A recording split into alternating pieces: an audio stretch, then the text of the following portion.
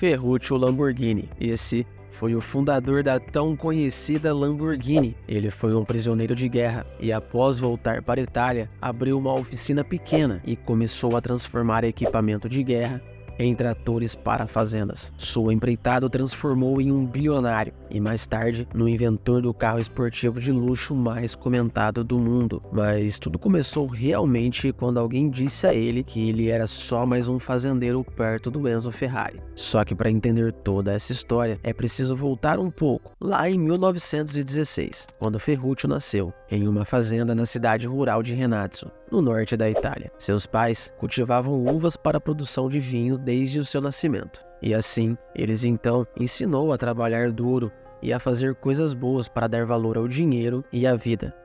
Ferruccio aprendeu essas lições, mas não da maneira que eles esperavam ou imaginavam. Ele estava mais interessado em consertar os tratores do que aprender a administrar a fazenda. Mesmo que isso fosse uma surpresa e um risco para a família, Ferruccio escolheu explorar sua paixão e estudou mecânica no Instituto Técnico Fratelli Itadia. Para desgosto de seu pai, Ferruccio nunca olhou para trás depois de se formar. Ele então começou a treinar com um mestre ferreiro, que compartilhou todos os segredos de trabalho em ferro e soldagem. Mas isso não foi o suficiente para impressionar uma grande fábrica na qual ele tinha interesse, a Cavalier Ricci, em Bolonha. Na época, a fábrica trabalhava na manutenção dos veículos do exército italiano.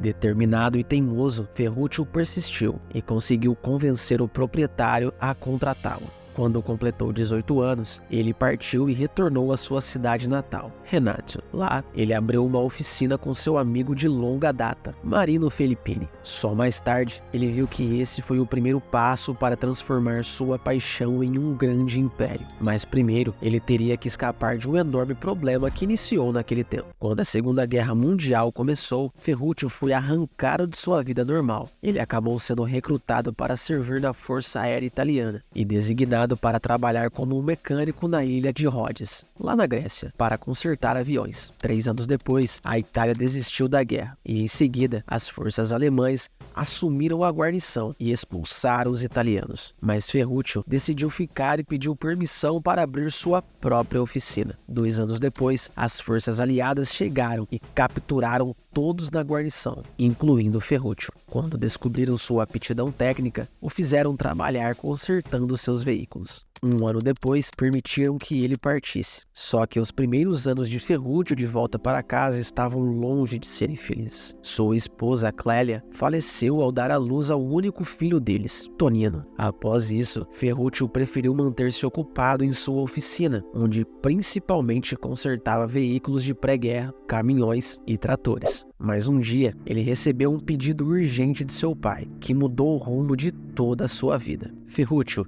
"Eu preciso de um novo trator", solicitou o pai. Foi então que Ferruccio teve uma realização. A Itália precisava desesperadamente aumentar sua produção agrícola para se recuperar da guerra. Mas para isso, era necessário os melhores equipamentos para tornar possível. Com sua experiência em trabalhar com veículos dos aliados e do exército, Ferruccio comprou equipamentos militares e os usou para fabricar novos tratores. Eles foram construídos com um antigo motor britânico da Morris e modificados para funcionar com diesel barato em vez da gasolina cara. Muitos diziam que eram mais acessíveis e inovadores do que qualquer coisa que alguém tivesse visto antes. Sem pensar muito, Ferruccio fundou uma nova empresa chamada Lamborghini Trattori. Embora seus tratores estivessem com alta demanda, ele precisava de mais capital para a produção. Seu pai, então, acabou cedendo à ideia de Ferruccio e usou sua própria fazenda como garantia para um empréstimo. Só que os dois não faziam ideia de que aquele risco traria recompensas maiores do que ambos poderiam sequer ter imaginado. Pouco depois, a empresa Lamborghini Trattori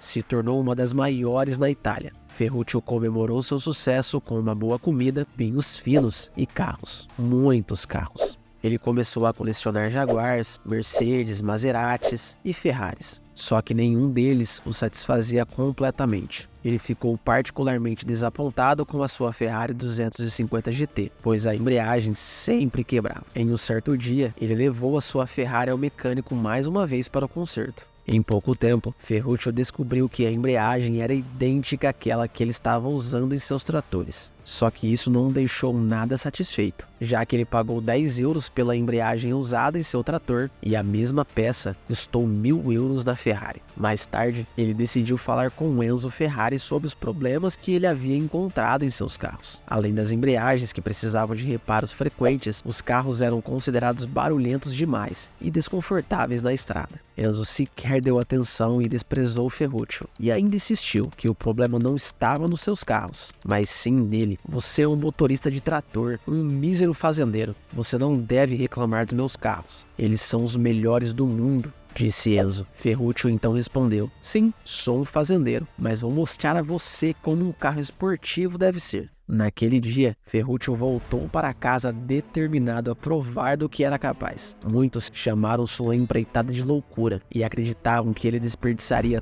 toda a sua fortuna. Ainda assim, Ferruccio seguiu em frente e fundou uma nova empresa em seu nome, a Automobile Lamborghini. Ele então contratou 3 ex-funcionários da Ferrari e comprou um enorme terreno para a construção da fábrica. Mas ela não era uma fábrica qualquer, mas sim a nova Lamborghini. E em apenas 9 meses, Ferruccio completou seu primeiro carro esportivo, apresentando seu signo astrológico como emblema, o Lamborghini 350 GT. Ele foi considerado uma obra-prima técnica e incluía um motor V12, transmissão de 5 marchas, freio a disco nas 4 rodas e suspensão independente. A Lamborghini 350 foi revelada pela primeira vez no Salão de Automóvel de Turim e recebeu elogios de clientes e críticos. Ferruccio provou para Enzo e seus críticos que ele não era apenas um agricultor, mas também um gênio mecânico capaz de construir carros superiores aos da Ferrari. O 350 GT era um carro sofisticado, cheio de classe e fácil de operar. Só que a marca Lamborghini não parava. Nos anos seguintes,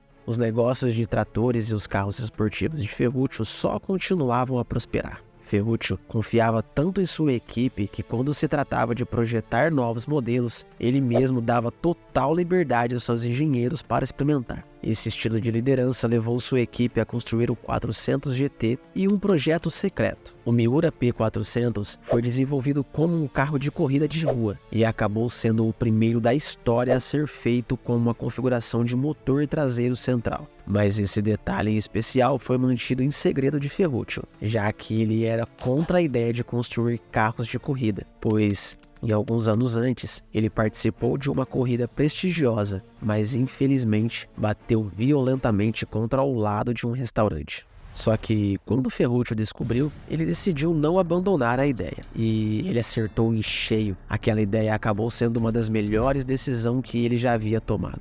O Miura se tornou conhecido como o primeiro supercarro do mundo, e sua configuração de motor traseiro central se tornou o padrão para todos os carros de alto desempenho. A partir daí, a Automobile Lamborghini continuou sua série de sucesso e lançou mais modelos que foram extremamente comemorados, como o Spada, o Islero, o Jarama, o Huracan e o Countach. O boato naquela época é que aqueles carros eram superiores a outros esportivos, já que não usavam peças de outras marcas. E o Countach era falado em ser o carro mais mencionado na história. Mas nem tudo são flores. Infelizmente, o sucesso de Ferruccio teve um fim após enfrentar uma série de eventos além de seu controle. Um acordo para fornecer 5.000 tratores à Bolívia foi cancelado após o país enfrentar um golpe de Estado. E essa perda forçou Ferruccio a vender sua empresa de tratores e 51% de suas ações na Automobile Lamborghini.